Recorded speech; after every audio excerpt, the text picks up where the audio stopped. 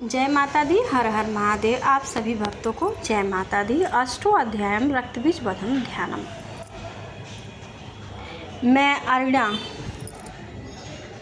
मैं अणिमा आदि सिद्धिमय किरणों से आवृत भवानी का ध्यान करता हूँ। उनके शरीर का रंग लाल है, उनके नेत्रों में करुणा लहरा रही है तथा हाथों में पास अंकुश, बाण एवं धनुष शोभा पाते हैं।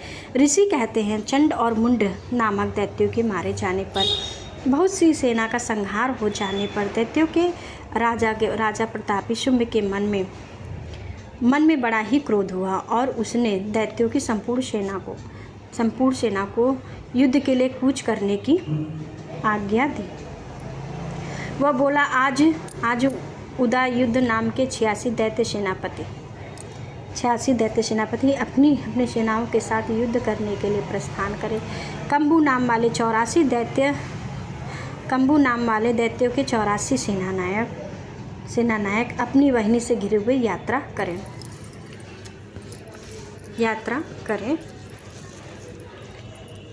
50 कोटि वीर कुल के 100 धर्म कुल के असुर सेनानायक मेरी आज्ञा से सेना सहित कूच करें। कालक दौर हृदय मौर्य और काल के असुर भी युद्ध के लिए तैयार हो मेरी आज्ञा से तुरंत प्रस्थान करें। भयानक शासन करने वाला असुर राज शुंभ इस प्रकार आज्ञा दे सहस्त्रों बड़ी बड़ी सेनाओं के साथ युद्ध के लिए उपस्थित हो। उसकी अत्यंत भयंकर सेना आती देख चंडिका ने अपने धनुष की टंकार से पृथ्वी और आकाश के बीच को भाग को गुंजा दिया। राजन तदंतरम देवी के सिंह ने भी जोर जोर से दहाड़ना आरंभ किया। फिर अंबिका ने घंटे के शब्द से उस ध्वनि को और भी बढ़ा दिया। धनुष की टंकार, सिंह की दहाड़ और घंटे की ध्वनि से संपूर्ण दिशाएं गूंज उठीं और उस भयंकर शब्द से काली ने अपने विकराल मुख को और भी बढ़ा लिया। इस प्रकार वे विजयनी हुई। उस तुमुल नाद को सुनकर दैत्यों की सेनाओं ने चारों ओर से आकर चंडिका देवी सिंह को तथा काली देवी को क्रोधपूर्वक घेर लिया।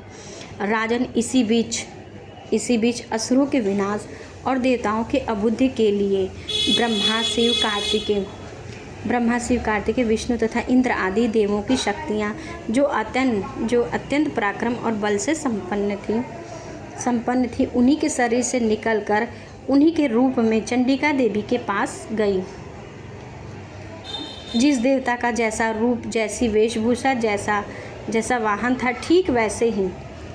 ठीक वैसे ही साधनों से संपन्न हो उसकी शक्तियाँ असुरों से युद्ध करने के लिए आईं।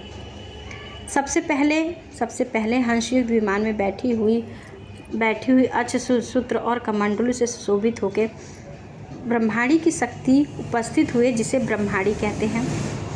महादेव जी की शक्ति वृक्ष पर आरूढ़ हो हाथों में श्रेष्ठ त्रिशूल धारण किए महानाग का कंकन पहने मस्तक में चंद्ररेखा से विभूषित हो वहाँ आ पहुँची।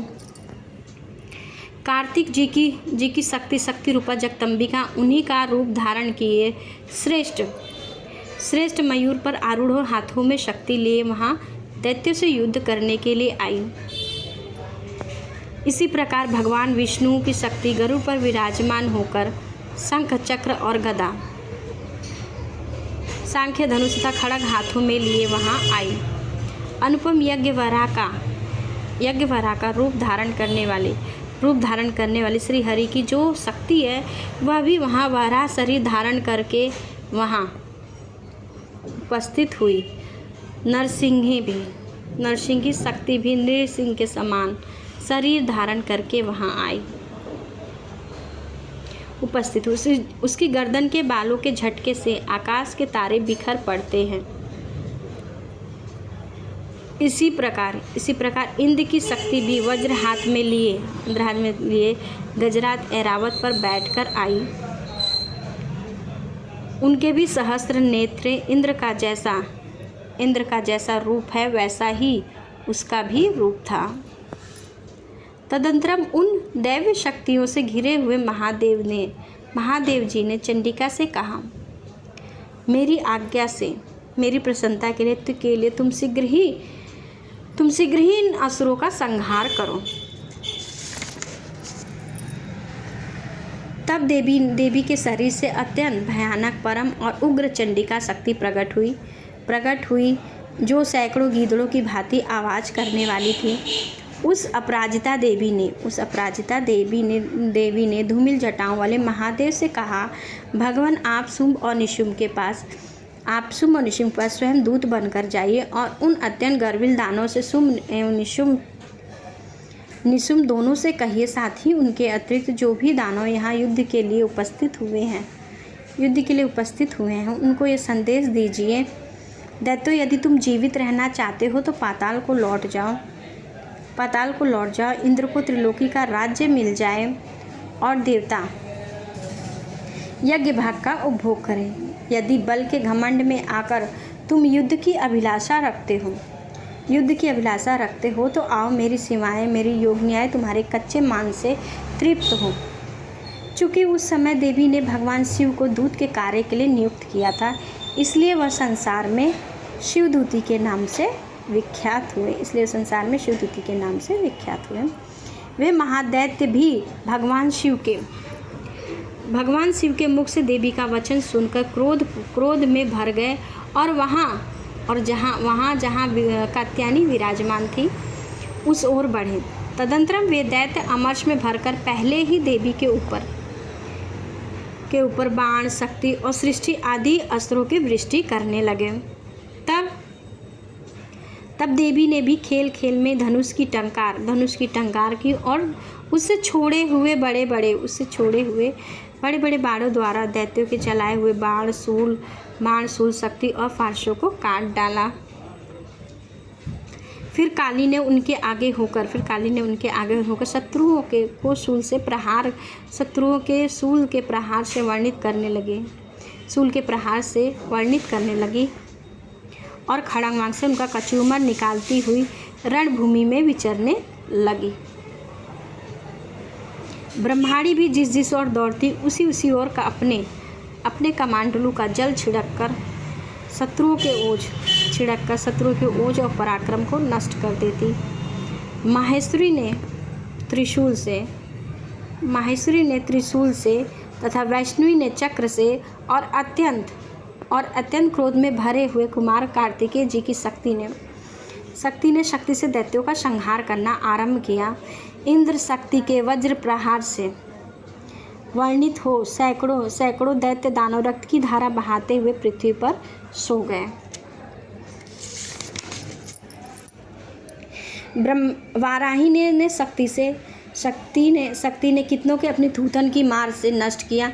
ढाडों के अग्रभाग से कितनों की छाती में छेद कर डाली और कितने ही दैत्य उसके चक्र की चोट से वर्णित होकर गिर जाते। नरसिंही भी दूसरे महादैत्यों को अपने नखों से वर्णित करके खाती और सिंहनाद से दिशाओं एवं आकाश के बीच को भाग को गुंजाती हुई युद्ध भूमि में विचरने लगी। कितने ही असुर शिवदूती के प्रचंड अट्ठास से अत्यंत भयभीत होकर पृथ्वी पर गिर पड़े और गिरने पर उन्हें शिवदूती ने उस समय अपना ग्रास बना लिया। इस प्रकार क्रोध में भरे हुए मातृगणों से नाना प्रकार के उपायों से बड़े बड़े राक्षसों का, असुरों का मर्दन करते देख दैत्य सैनिक भाग खड़े हुए। मातृगणों से पीड़ित दैत्य सैनिकों को भागते हुए देख रक्तबीज नामक महादैत्य क्रोध में भरकर युद्ध करने के लिए वहां आए। उसके शरीर से जब रक्त की बूंदें पृथ्वी पर गिरती तब उसी के समान शक्तिशाली एक दूसरा महादैत्य पृथ्वी पर पैदा हो जाता। महासुर रक्तबीज हाथ में गदा ले इंद्र शक्ति के साथ युद्ध करने लगा। तब ऐन्द्री ने अपने वज्र से रक्तबीज को मारा और वज्र से घायल होने पर उसके शरीर से बहुत सा रक्त चूने लगा। उससे उसी के समान रूप तथा पराक्रम वाले योद्धा उत्पन्न हो गए। उसके शरीर से रक्त की बूंदें जितनी बूंदें पृथ्वी पर गिरी उतने ही पुरुष उत्पन्न हो गए। वे सब रक्त बीज के समान ही वीरवान, बलवान तथा पराक्रमी थे। वे रक्त से उत्पन्न होने वाले पुरुष भी अत्यंत भयंकर अस्त्र शस्त्रों का प्रहार करते हुए मात्र गणों के साथ घोर युद्ध करने लगे। पुनः वज्र के प्रहार से जब उसका मस्तक घायल हुआ तब रक्त बहने लगा। उससे हजारों पुरुष उत्पन्न हो गए। वैष्णवी ने युद्ध में रक्त बीज पर चक्र से प्रहार किया। ऐन्द्री ने उस दैत्य सेनापति को गदा से चोट पहुंचाई।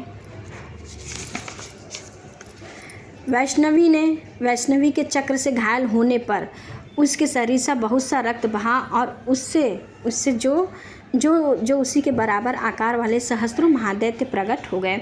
उनके द्वारा संपूर्ण जगत व्याप्त हो गया। कौमारी ने शक्ति से, वाराही ने खड़ग से और माहेश्वरी ने त्रिशूल से महादैत्य रक्त बीज को घायल किया। क्रोध में भरे हुए उस महादैत्य रक्त बीज ने भी गदा से सभी मात्र शक्तियों पर पृथक प्रहार किया।